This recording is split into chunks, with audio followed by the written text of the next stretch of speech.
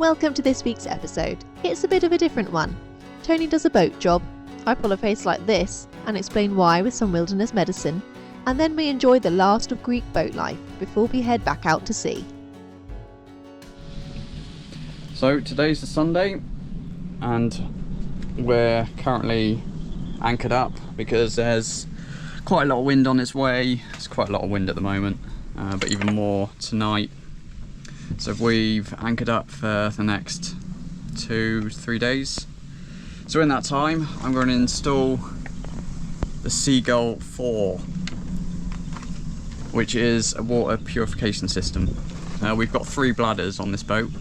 They're made of rubber and they've been on the boat for quite a long time, so you can taste the rubber itself, which isn't ideal, but we've put up with it for the last year. I'm going to jump in here. Our water bladders are old and rubber.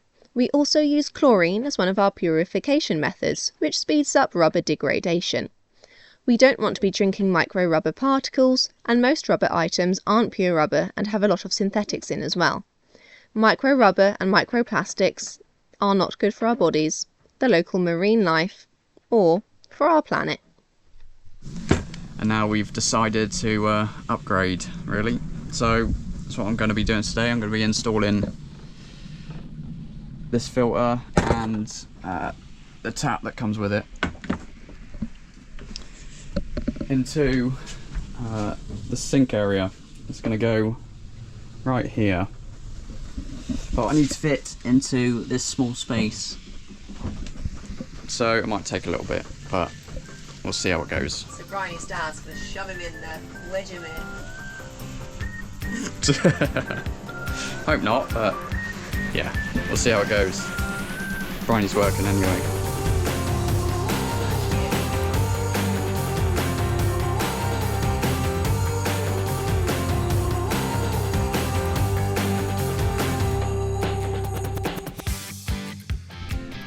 Okay, so that's taken a couple of days. Not really, it was about an hour or so, 2 hours maybe. So it's installed.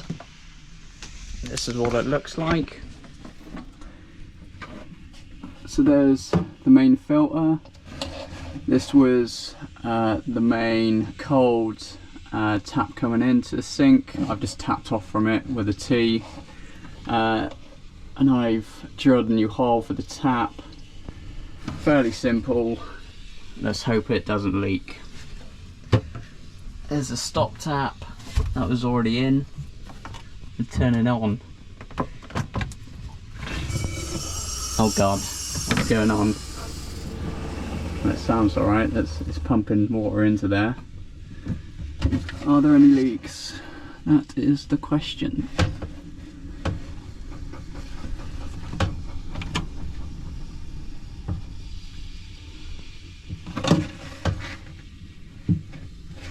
Well, it looks alright. Let's try it.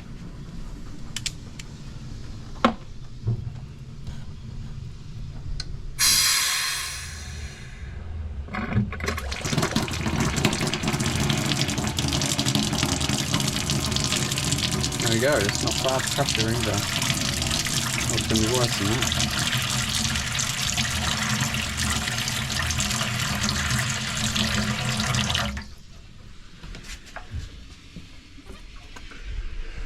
That's it, install done.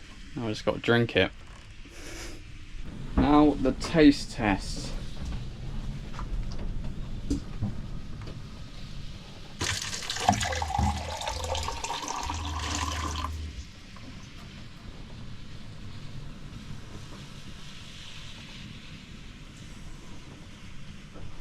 Looks alright, smells alright.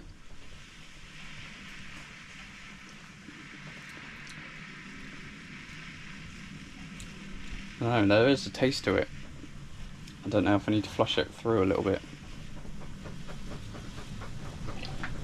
Fruity with a hint of chocolate? No. Wine? No, I think I need to flush it through a little bit. Maybe it's all that new taste. So I just read the instructions, and it does say that there's a few black particles that do come out within the first few gallons. So I'm not going to be running it through that much. We'll just drink it. It says it's harmless. But yeah, there's a slight tinge. I don't know how to describe it, but I think that'll run through also. But yeah, apart from that, works, is in, and it's filtering. Now I just got to tidy up, sadly.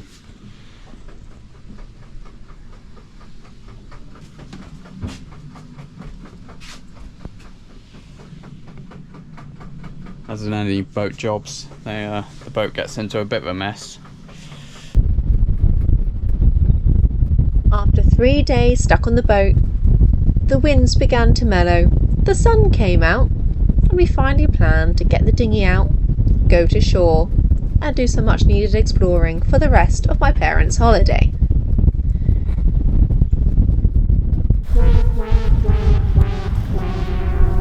We've had a drama.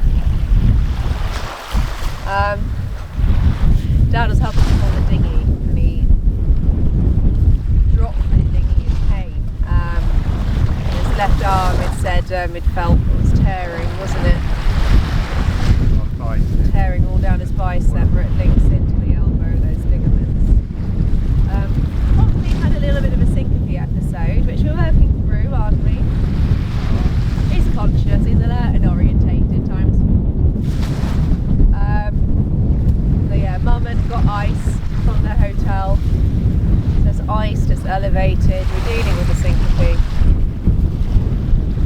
Got some pain relief on board. A bit worried about leaving him out here in the sun. But he's in the shadow of the dinghy at the moment. It's a bit of a disaster. Actually, Dad said it's a disaster to mankind. So good to know he's still got his dramatic flair, and we know where I get mine from. Future Bryony here. A lot happened, which we didn't film because it was chaotic. So I'm going to do a quick run through of exactly how the injury occurred, kind of the assessments that I did there, the treatment it required, little bits and bobs. I am, it has been mentioned before, but probably not for a while, a registered nurse, and I've specialised in wilderness medicine. If you're not that interested, we've got a countdown timer from 6 minutes, so I had to do it fairly briefly, as quick as I could without doing a shoddy job of it. So you could either just skip ahead, if not, you've got a countdown, make yourself a cup of tea. If you do enjoy it, let me know, and if you don't, you can let me know, but be nice about it, yeah?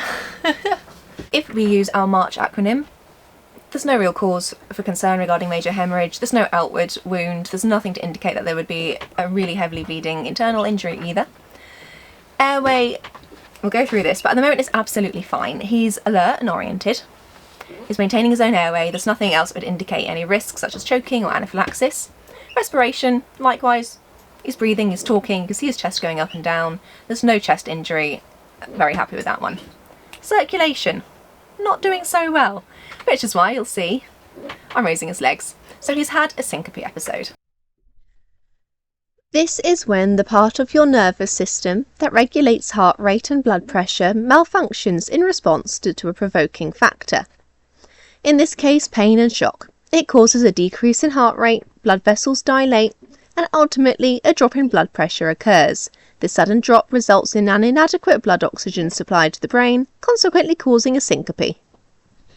Going back to why I'm raising his legs, now that you understand what's going on there, essentially that gives about 500 mils extra blood away from the lower limbs and towards his brain, helping keeping it perfused, so even though he's having all the physiological responses of a syncope, he doesn't lose consciousness, which is really important because if he does lose consciousness, there's that risk that he's not going to maintain his own airway, in which case you've got to put him in a recovery position. We do have some airways on the boat, which someone might have to run back towards. You can do jaw thrusts, but thankfully we didn't have to do any of that. C-spine, if he had passed out and fallen, that would have been a concern, but I could see he was getting glassy-eyed, very pale, staggering around, not very coordinated, so we got him on the ground safely. Thankfully no fall there. Hypo or hyperthermia, as I said in the video, was a little concern, the fact that it's hot, he's laying in the beach, it's sunny, in Greece, he's not acclimatised at all. We do have him in the shadow of the dinghy. We do have the water that we can use to cool him down with from the sea, and we do have sunscreen just to help protect from that heat if needed. Hike or helicopter? Am I going to get him out of there myself, or am I going to call for help? As long as I can safely manage the syncope episodes, there's no real reason that at the moment I wouldn't be able to get him out of there. The arm. So, he had a distal bicep tendon rupture, and it was pretty obvious before we got him to hospital that that was what had happened. Partly because of the mechanism of injury. So it had occurred, Dad was on one side holding the dinghy, Tony was on the other. I joined to Tony's side and helped lift it, which meant that the dinghy on Dad's side went lower. What that did to his arm was the skeletal system, so the bones, moved downwards whilst his muscles were still trying to pull upwards. The tendon at the bottom of his bicep was torn into as a result. It went pop. He felt it. Sorry, Dad. Really, really sorry. There are a few symptoms which made this quite obvious alongside the mechanism of injury. Symptoms can vary. The ones with green ticks are the ones that my dad had. Sudden severe pain in the arm, often short-lived if it's a complete rupture, exacerbated upon attempted movement. Swelling and inflammation, warmth in the area, bruising around the tear, a tearing, popping or snapping sound or sensation as the injury occurs, difficulty using part of the arm such as difficulty turning the palm over, general weakness in the arm, changes in the look of the arm, such as a gap created where the bicep is no longer in position, or the appearance of a Popeye muscle, a bulge in the arm above the elbow. Which is what my dad had. His right arm, you can see, the normal bicep muscle tone goes all the way down to the crease of the elbow. His left arm, however, where that green line is, you can see that there's a complete loss of muscle tone in that lower third. The muscle has balled up because there's nothing pulling it down straight. Getting him to hospital. As I said, we managed to syncope-ish. He never lost consciousness, he just kept trying. So getting him even to the taxi, in the taxi didn't look great. Had to get him in a chair. I think we might have laid on a bench, I'm not sure. At some point outside the hospital, I can't remember. In the hospital, had to throw him in the bed, escalate his legs again. I have dealt with a lot of syncopes, not hugely concerning if well managed. However, I will give my dad credit for being the person who has tried the hardest in all my career to faint on me repeatedly.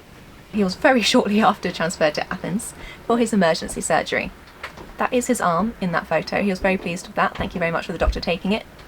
It went pretty smoothly. The wound healed up pretty nicely. It is, however, a pretty nasty injury with a lot of physio and rehab. Physiotherapy is going well. He is back in the gym, but it is a long recovery period. This is a really interesting injury because it's not a very common one. However, it does apply to sailors a lot, in the same way that it is seen more often on building sites because people are carrying things and the weight gets shifted between them. Apply that to a boat, but the boat's the second person, so with that rolling movement you can be winching or pulling on lines in one direction and suddenly it starts pulling the other way, and your skeletal system, as with my dad, goes in the opposite direction and your muscle is trying to pull. So it's not unheard of in the sailing community, and it is a higher risk than in the wider population.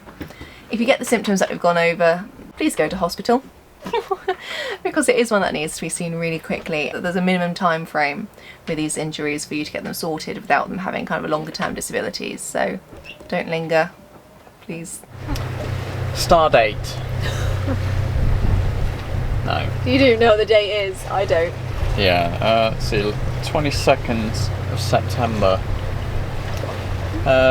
Bryony's parents have now departed. We've also departed from Naxos. Oh, they were meant to be with us. Yeah, they're meant to be with us down to Eos, where they were going to hop off today. Tomorrow. But we had to leave them. Yeah, we had to leave them because they had to stay and find out the results for the MRI scan and what the doctors think. RE surgery, for which we'll have to go to Athens. Yeah, it seems like they're going to have to do it in Athens. So it's been a bit rubbish, hasn't it? Well, yeah, mostly for them. It's their holiday. Yeah. It hasn't been ideal because we had some strong winds and we've been on Naxos for, well, we were sheltering for 3 days for the winds to calm down, and once they did, went ashore, and then that's when the accident happened really. So We'll sail today, and Tony promises me a nice anchorage when we get there. I think it's gone on for more. We always do. We're not very good at this. We just Well, because you keep chatting. Rude.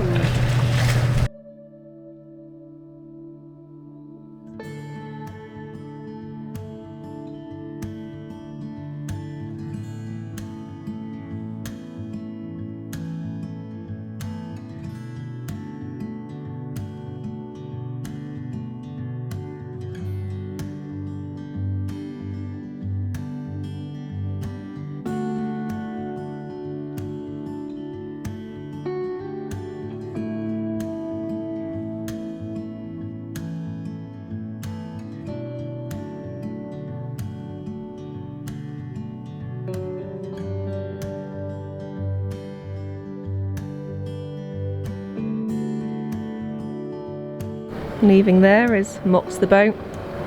Megan and Leo. We spent the evening with them. It was really, really nice to spend some time with some cruisers. We didn't do any filming last night, so we were having too much fun, weren't we, with them? Too much fun. We're tired, aren't we? A little bit. It was a bit later of a night, but it was a good night. Yeah, it was really nice. Great food. It was really good food. In the restaurant just on the shore over there. And then came back and we played Codenames, which was the first time we've played that game, isn't it? Yeah, it was actually really good. It was Quite really simple to learn. Yeah. And yeah, we're buying that, I think. Definitely. Yeah.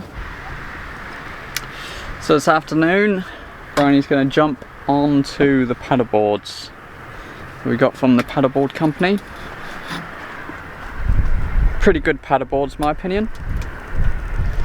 But yeah, we've got a bit of a rest day today.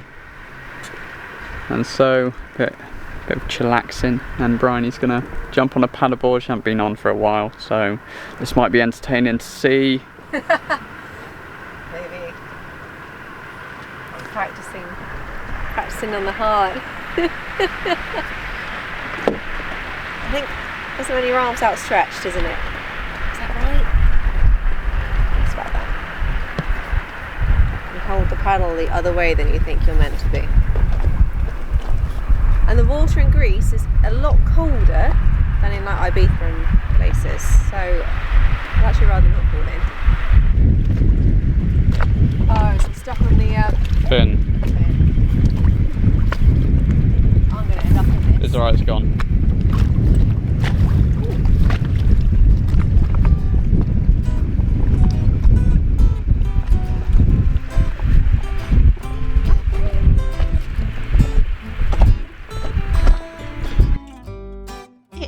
A less than idyllic episode, but the ending looks pretty good to me. We enjoyed Greece, but our time was coming to a close, and it's time for us to head off, check out, easier said than done, and start our big race back across the Med. There is so much sailing coming up.